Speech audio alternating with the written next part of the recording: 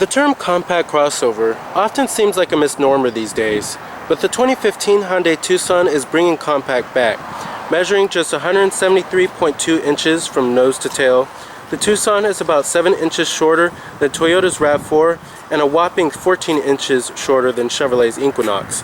Not surprisingly, the Tucson trails most rivals in passenger and cargo space, but it compensates with great maneuverability and a surprisingly high fun-to-drive factor. If you're looking for more of a hatchback on tippy toes than a true SUV, the Tucson could be a nice fit. So let's go ahead and check out this 2015 Hyundai Tucson. Now, our Tucson we have here is a limited, and it pretty much has every option you can get on the vehicle. And coming to the key fob design, I like the key fob. It has a pretty nice premium feel to it, but you do have your unlock lock to release your tailgate, and then your panic button too, of course. But as you can see, it has a little bit of class and style to it. Kind of like it a lot. Now, as far as styling goes on the vehicle, I quite like it a lot. I think it looks very premium and is one of the best looking in the class. But as you can see, it has some styling elements from its larger brother, the Hyundai Santa Fe, and it has the fluid sculpture design that Hyundai introduced just a few years ago. Now, it is a winter white exterior with smart key access on the front door and the front passenger door, and you do have chrome door handles with a brown leather interior.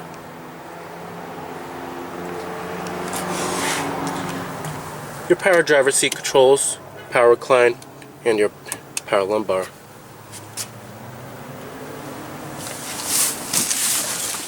Now, stepping on into the interior, the Tucson has a pretty high step-in height compared to the competition. It's not like a traditional body-on-frame SUV, but it just has a little bit higher of a step-in height. I noticed that. But as you can see, the cabin is very stylish and pretty luxurious as well, especially in this limited trim. Now, you do have push-button ignition, of course. Just put your foot on the brake, hit the button to start.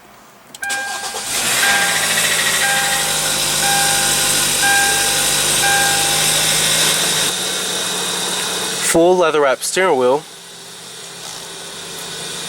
Coming to your transmission, you have a 6-speed automatic, pretty standard stuff here.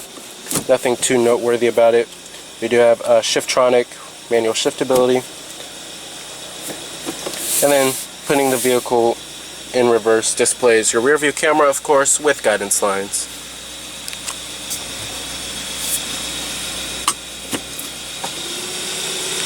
And let's go ahead and turn on the lights. You do have your fog lights too, of course, and the hazards. Only the driver's window is automatic in the Tucson. And let's go ahead and pop up the hood and check out the engine bay. Heated exterior mirrors with LED turn signal indicators.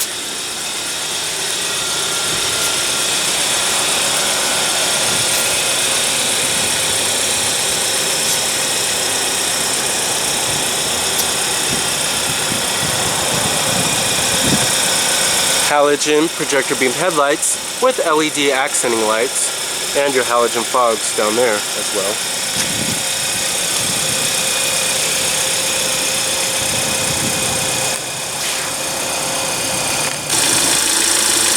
Now, under the hood, you will find the optional 2.4-liter 4-cylinder, producing 182 horses with 177 pound-feet of torque. This is actually the optional powertrain. And the base powertrain is going to be a 2-liter 4-cylinder engine that provides very underwhelming acceleration. I recommend avoiding that powertrain. Definitely go with this powertrain if you're going to go with the Tucson.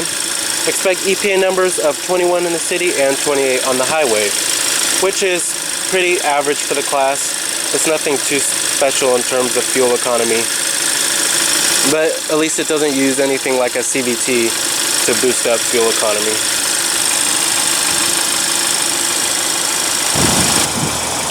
Pricing of the Tucson starts at $21,450 for the GLS model. That comes pretty well equipped with air conditioning, Bluetooth, and power windows, mirrors, and door locks. Now, coming up to the SE model, that starts at $23,500, and then you have the Limited, which starts at $26,200, and then you have the Walking Dead model, which is a pretty interesting name. That starts at $28,900, and this Tucson we have here is just north of around 30 grand.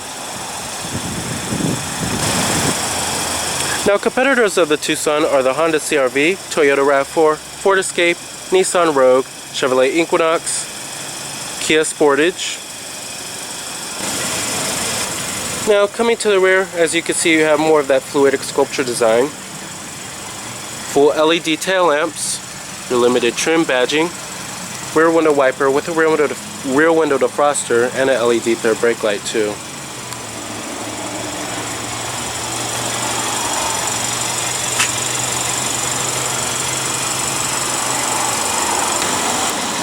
Now, like I said, EPA numbers are at 21 in the city and 28 on the highway.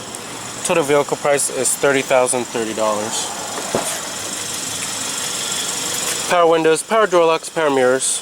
Of course, nice soft touch armrest and soft to the touch on the mid door panel, and pretty good quality on the upper door panel as well. Let's go ahead and see what kind of soundtrack that 4-cylinder makes.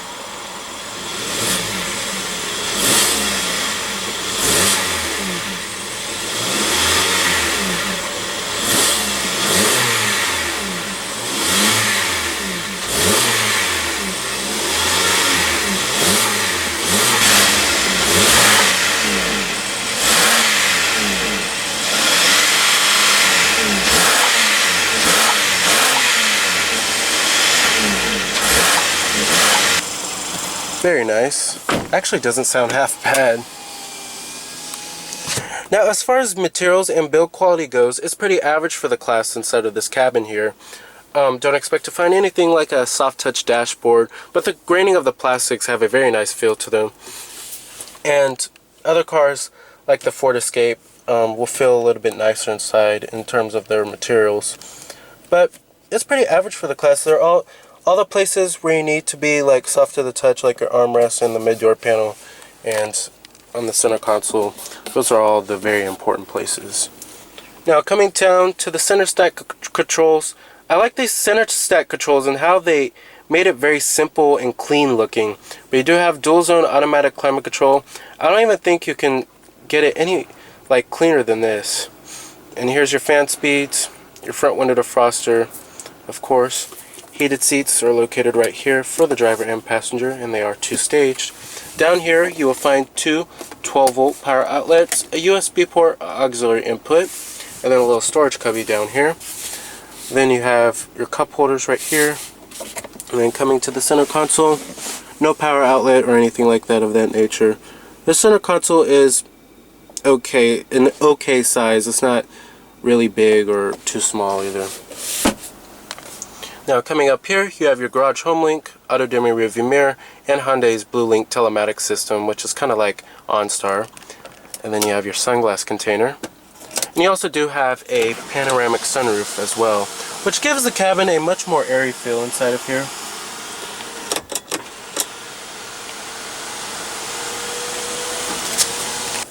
Now, as far as driving impressions go of the Tucson, thanks to its compact dimensions, it makes for a very fun to drive car.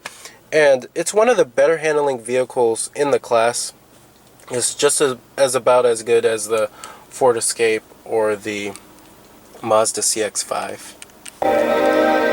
Now, coming over here, you have your downhill assist control, traction control, and then your gauge cluster lighting, the brightness of it. Now, as far as seating comfort goes, the seats are pretty well bolstered. They have a pretty nice, decent amount of cushion to them. They're not the most comfiest seats I've ever sat in. I think I like the Honda CR-V seats a little bit better just because they're more comfort oriented. But these seats are pretty nice as well.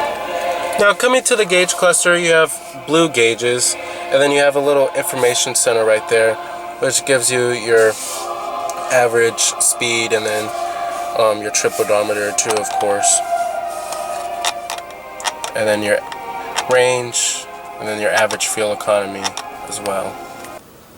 Now, as far as the steering wheel design goes, I'm not really a huge fan of the steering wheel design, but you do have steering wheel mounted audio controls, your voice recognition, Bluetooth phone controls, of course, and your cruise control buttons and your trip odometer. Now, let's get to the main head unit here. I love this head unit so much just for its simplicity and its responsiveness. And the responsiveness of this touchscreen is just superb. Loading times are superb as well, but you do have AM, FM, satellite radio, your optical disc drive is right here. And then you also do have your navigation system. The nav is alright. It gets the job done. There's nothing too noteworthy about it. Don't expect to find anything like 3D rendering of buildings or anything like that, but this is kind of like a 3-year-old system here. But you have your points of interest, like you can find your restaurants, gas station, whatever it is.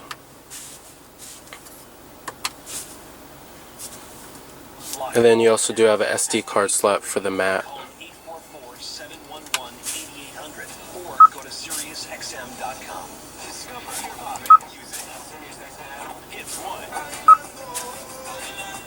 You have your fuel consumption data right here. They call it eco driving. And of course you have your Bluetooth phone and your connections, of course. And you can store your contacts and have a phone book on here. But as you can see, just the responsiveness of this touchscreen is so great, and I love the simplicity of it. It's just so easy to use on a day-to-day basis.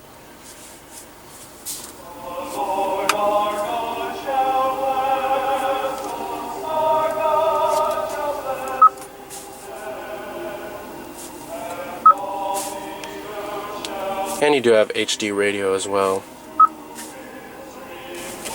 Oh.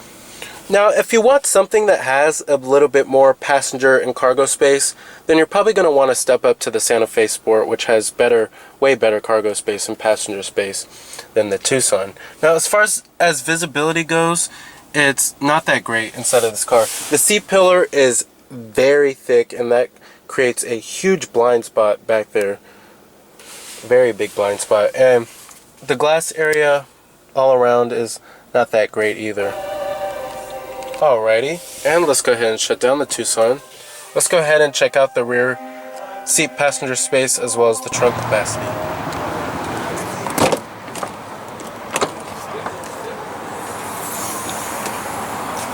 Now, like I said earlier in the video, where the Tucson really lags behind in the competition is in cargo space. But to fold the seats down, just pull these levers up right here, and then you also do have a cargo cover as well. And then you also do have a 12-volt power outlet right there. But no power tailgate for $30,000.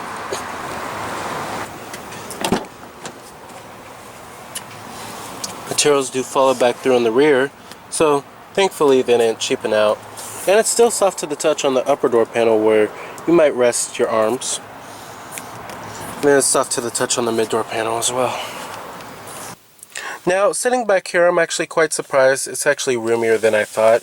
I have the driver's seat to where my driving position would be, and I'm about 5'11", and I have enough room to spare. However, it's still not as roomy as the Honda CR-V. But like I said, the panoramic sunroof definitely gives it a more airy feel inside of this cabin. Now you do have dual map pockets, rear air vents, center armrest with cup holders, and the seats are decently comfortable. However, they do not recline, which may be a con for a lot of people. However, like I said, if you're looking for more room inside of an SUV, definitely go with the Hyundai Santa Fe. It just has much more better utility. It's way more versatile than this car. Alrighty.